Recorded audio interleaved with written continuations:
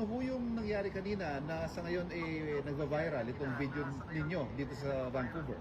Actually, gumagawa sana kami ng reels para dito sa event na kung saan bumisita ang ating Pangulo sa Canada. So gumagawa kami ng reels, tapos may lumapit sa amin na Pilipino. So ngumiti ako, tinanong niya ako si Yussi Claire, sabi ko, yes. At doon, sinasabi niya na sumigaw na siya, you ask your president to resign.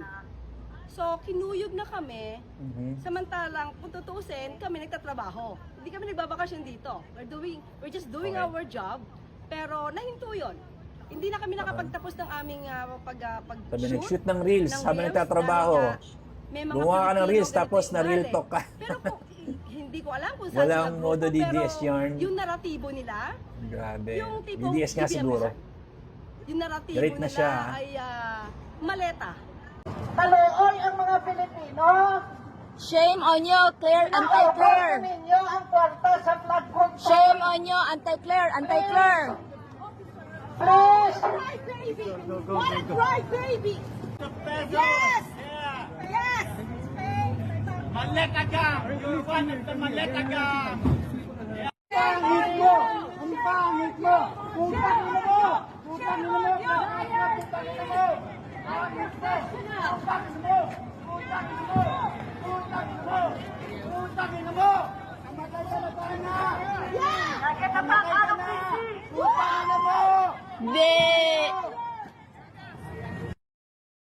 So nakita niyo doon paano siya binash, no? Alam mo, yan ang kaibahan ng like I said, wala akong partido sa Pilipinas, no? Pero kung ikukumpara mo yung mga previous administration sa ngayon, talagang grabe yung galit ng tao sa administrasyon ngayon. Talagang, given na yung mga nambabash naman sa kanya doon personal sa Canada, mga DDS naman, obvious naman mga DDS yung mga yun, mga ayasib, no?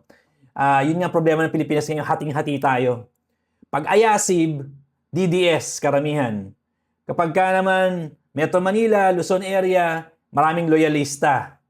Hating-hati ang Pilipinas ngayon, tapos, isa lang naman pagkakasunduan natin Asa napunta yung pera ng flood control? Bakit hanggang ngayon wala pa rin nananagot? Yun lang magsasama-sama na tayo Kaya ayasib ka, kaya Tagalog ka, kaya loyalista ka, kaya DDS ka, pwede naman tayo magsama-sama Kasi talaga namang, alam mo naman, ninakaw naman talaga. At walang nagbibigay ng accountability, walang nananagot. Kasi nga, yung nagnakaw, siya rin yung nasa pwesto. Di ba? Yung pambabash sa kanya, valid yun. Deserve yun. Nung si Digong, nag-iikot sa buong mundo nung time ng presidency niya, wini-welcome open arms na maraming tao, iniiyakan, tuwan-tuwa yung mga tao. Pero yung administrasyon ngayon, dahil sa sobrang corrupt, kahit saan sila mapunta, nababash sila. Like I said, hindi ako DDS, hindi ako Pinklawan, hindi ako whatever, no? Kaya lang, ang pinapakita ko sa inyo dito is, grabe na ang katarantaduang ginagawa sa atin. Tapos wala tayong magawa, ninanakawan tayo, harap-harapan, ginagago tayo, wala tayong magawa. Napakawalang hiya ng gobyerno ngayon. Napaka-corrupt. Kaya deserve nila. Kulang pa nga yan, hindi nga siya kinuyog Kuyog ba yung ginawa sa akin? Sabi niya kinuyog din. Hindi nga siya kinuyog Di ba? Nandun lang yung mga tao, sinisigaw lang siya, minumura lang siya, tangina mo! Kahit ako nandun Sasabihin ko, tangina nyo, mga kurap, mamatayin na kayo! Kahit ako yun ang isisigaw ko Napakawalang hiya naman talaga nila. Deserve yun at kulang pa yun. Mga tantado, mga stupid, bitches, corrupt, Pinoy motherfuckers, go fuck yourselves in hell. Motherfuckers! Unitives motherfuckers! Fuck y'all!